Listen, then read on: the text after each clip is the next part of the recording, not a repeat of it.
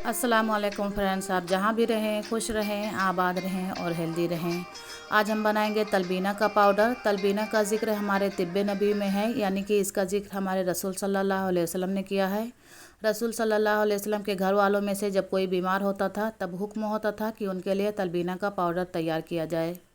फिर फरमाते थे कि तलबीना बीमार के दिल से गमों को उतार देता है और उसकी कमज़ोरी को यूँ दूर कर देता है जैसे कि तुम में से कोई अपने चेहरे को पानी से धोकर उसकी गंदगी उतार देता है।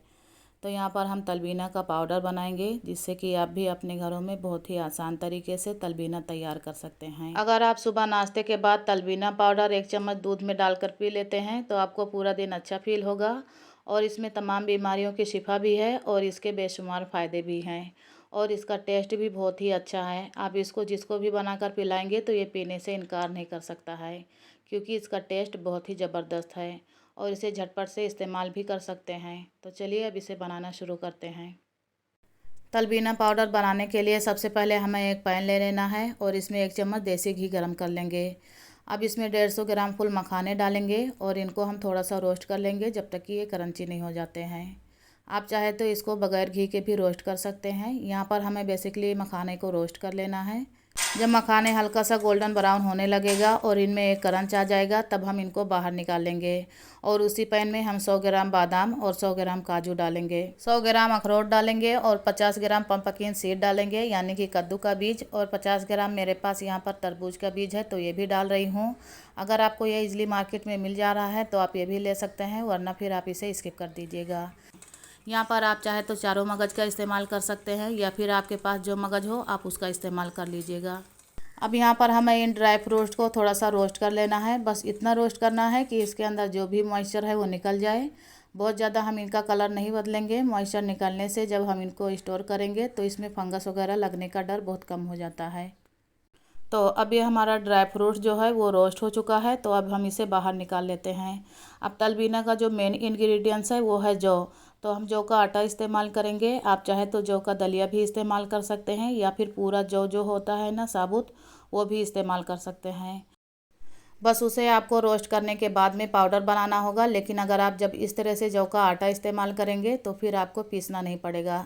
तो यहाँ पर हमें जौ के आटे को रोस्ट कर लेना है जब तक कि इसमें गोल्डन कलर नहीं आ जाता है। तो मीडियम टू स्लो फ्लेम पर हम इसको रोस्ट कर लेंगे और लगातार चलाते रहेंगे। इसे अच्छे से भुनना बहुत ज़रूरी होता है। जब तक कि इसमें एक अच्छा सा गोल्डन कलर नहीं आ जाए तब तक आप इसे रोस्ट कर लीजिएगा। जौ में दूध के कंपैरेटिव 10 गुना ज़्यादा कैल्शियम होता है और पालक से भी ज़्यादा इसमें आयरन मौजूद होता है और इसमें तमाम तरह के विटामिन भी पाए जाते हैं। लो और मीडियम फ्लेम पर जौ के आटे को लगातार चलाते हुए हमने इसे अच्छे से भून लिया है और इसी तरह से हमें गोल्डन कलर चाहिए। अगर आप जौ के आटे को अच्छे से भूनेंगे तो आपका जो तलबीना पाउडर बनेगा उसमें कोई भी कच्चापन नहीं रहेगा और वो एकदम परफेक्ट बनेगा। तो ये एकदम सुनहरा सा हो गया है, तो बस अब हम गैस का फ्लेम बंद कर देंगे और इसे निकाल लेंगे। अब उसी पैन के अंदर सेम तरीके से हम गोंद को भी ड्राई रोस्ट कर लेंगे। तो यहाँ पर मैंने 1 कप गोंद लिया है और आप देख सकते हैं कि यहाँ पर हमने बारीक वाला गोंद लिया है। अगर आपके पास बड़े साइज़ का गोंद है तो आप उसे तोड़कर बारीक कर लें, उसके बाद आप उसे रोस्ट करिएगा, क्योंकि जो बड़े साइज़ का गोंद होता है ना वो अंदर तक रोस्ट नहीं हो पाते हैं। तो पहले आप उसे तोड़ लें, उसके बाद में आप उसे रोस्ट करिएगा। तो आप देख सकते हैं कि कितना जल्दी से ये फूलने लगता है। बहुत जल्दी से फूल कर ये अपने साइज़ में बड़े हो जाते हैं। इसे आपको बहुत ज़्यादा लाल नहीं करना है, बस इसे हम हल्का सा रोस्ट करेंगे और निकाल लेंगे। अब आप सोच रहे होंगे कि गोंद के तो लड्डू बनाए जाते हैं, पाउडर कहाँ बनता है। तो मैं आपको बता रही हूँ कि आप इसे ड्राई फ्रूट के साथ ड्राई रोस्ट करके पाउडर बना सकते हैं और इसे दूध के साथ आप लीजिएगा। इसके भी बहुत ही बेशुमार फ़ायदे हैं। अब यहाँ पर मेरे पास है 50 ग्राम हलीम, तो इसे भी हम सेम तरीके से ड्राई रोस्ट कर लेंगे। ये देखने में जितने छोटे हैं ना फ़ायदे में, ये उतने ही बड़े होते हैं। इसके इतने ज़्यादा फ़ायदे हैं कि अगर इसके फ़ायदे गिनने लगेंगे तो वीडियो बहुत लंबी हो जाएगी।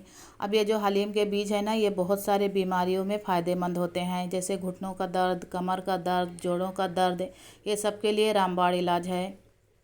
और ये जो हलीम है ना, इसे किसी भी उम्र में खाया जा सकता है। अगर आपको भी ये सारी परेशानियां हैं तो इंशाल्लाह आपकी सारी परेशानियां दूर हो जाएगी। आप इसे अपने डाइट में ज़रूर से इस्तेमाल करें।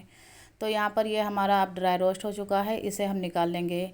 इसे हमें बहुत ज़्यादा नहीं ड्राई रोस्ट करना है, बस इसका हल्का सा कलर चेंज हो जाए और इसमें खुशबू आने लगे, बस हमें इतना ही रोस्ट कर लेना है।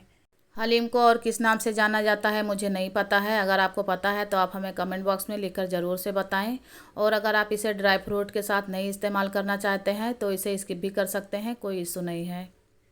अब इधर एक मिक्सी का जार ले लेंगे और इसमें डाल देंगे फुल मखाने जो हमने अभी भूनकर रखे हुए थे, और इसे हम बारीक पीस लेंगे। अब बाकी के जो ड्राई फ्रूट्स हमने भून के रखे हुए थे वो भी इसमें डाल देंगे और इन सभी ड्राई फ्रूट्स को हम बारीक पीस लेंगे। तो ये पीसे हुए ड्राई फ्रूट्स हम उसी बाउल में डाल देंगे जिसमें हमने मखाने डाले हुए थे। और ये जो थोड़ी गुठलियाँ दिख रही है ना आपको, ये तेल रिलीज़ कर देते हैं ड्राई फ्रूट्स पीसने के बाद में। तो इन सारे गुठलियों को आपको हाथों से तोड़ देना है और खूब अच्छे से मिला देना है इसको। और अब ये ड्राई रोस्ट करके जो गोंद हमने रखा हुआ था अभी, उसको भी इसी जार में डालकर इसका भी हम एक फाइन पाउडर बना लेंगे और इसी ड्राई फ्रूट्स के पाउडर के साथ हम इसे मिक्स कर देंगे। तो इसी तरह से हम सारे ड्राई फ्रूट्स का पाउडर बना लेंगे और इसी के साथ हम 50 ग्राम किशमिश भी डालेंगे। हलीम के साथ जब हम किशमिश को पीसेंगे ना, तो जो भी किशमिश का मॉइस्चर होता है वो हलीम एब्जॉर्ब कर लेगा और ये एकदम परफेक्ट खिला खिला पाउडर बनकर तैयार होगा। वरना जब हम किशमिश को अलग से पीसते हैं तो ये एकदम सॉफ्ट और मेसी से हो जाते हैं। तो किशमिश आपको हलीम के साथ या फिर मखाने के साथ ही पीसना है, तो आपका पाउडर एकदम परफेक्ट और खिला खिला सा बनकर तैयार होगा। और अब ये जो जौ का आटा हमने भून के रखा हुआ था वो सारा आटा इसके अंदर हमें मिला देना है। अब मैं यहाँ पर आपको एक छोटा सा टिप्स देते चलूँ कि जब आप इसको मिक्स करेंगे ना, तो थोड़े से जो ड्राई फ्रूट्स के इसमें लम्स दिखाई दे रहे हैं, जो कि हमने ड्राई फ्रूट्स अभी पीसे हैं, तो आपको क्या करना है कि एक छन्नी ले लेनी है, जो कि लोहे वगैरह की मोटी जाली वाली छन्नी आती है ना, आप उसमें डालकर इसे छान लीजिएगा। तो जितने भी इसमें लम्स दिखेंगे ना वो सब ख़त्म हो जाएंगे। ऊपर जो भी लम्स आए, जो भी गुठलियाँ आए, आप उनको हाथों से तोड़कर इसके अंदर डाल दीजिएगा। कुछ भी चीज़ आप इसमें वेस्ट मत करिएगा। तो इसी तरह से एकदम परफेक्ट पाउडर बनकर आपका तैयार हो जाएगा। तो बस एक बार आपको छन्नी से छानना है तो ये एकदम परफेक्ट आपका पाउडर बन जाएगा, अगर आपको ज़रूरत महसूस होती है तो। अगर बहुत ज़्यादा लम्स नहीं बने हैं तो फिर आपको छानने की ज़रूरत नहीं है, बस खूब अच्छे से इसकी मिक्सिंग कर देनी है और ये हमारा एकदम परफेक्ट तलबीना पाउडर बनकर तैयार है। बस खूब अच्छे से आपको इसकी मिक्सिंग कर देनी है और ये हमारा एकदम परफेक्ट तलबीना पाउडर बनकर तैयार है। इसी तरह से जब हम तलबीना का पाउडर बनाकर रख लेते हैं तो तलबीना को इस्तेमाल करना हमारे लिए बहुत आसान हो जाता है। वैसे जब हम खीर बनाते हैं तलबीना का तो थोड़ा सा टाइम लग जाता है। सिंपली इस पाउडर को हम दूध में घोलेंगे और पी लेंगे। अब इस पाउडर को आप किसी भी डिब्बे में रख कर महीना 2 महीना ऐसे ही बाहर रूम टेम्परेचर पर स्टोर कर सकते हैं। ये बिल्कुल भी ख़राब नहीं होगा क्योंकि हमने सारे ड्राई फ्रूट्स को रोस्ट कर लिए हैं, तो इसमें फंगस वगैरह लगने का कोई भी डर नहीं रहेगा। अगर आप इसे फ्रिज में रखना चाहते हैं तो फिर इस तरह से एयरटाइट कंटेनर के डिब्बे में भर कर रखिएगा, तो आपका पाउडर ख़राब नहीं होगा। अब तलबीना का पाउडर आपको इस्तेमाल कैसे करना है तो ये भी मैं आपको बताती हूँ। आपको 1 गिलास दूध के लिए 1 टेबल स्पून भरकर इस तरह से लेना है, और अगर आप इससे ज़्यादा भी लेना चाहते हैं तो लेबल करके 1.5 टेबल स्पून ले सकते हैं।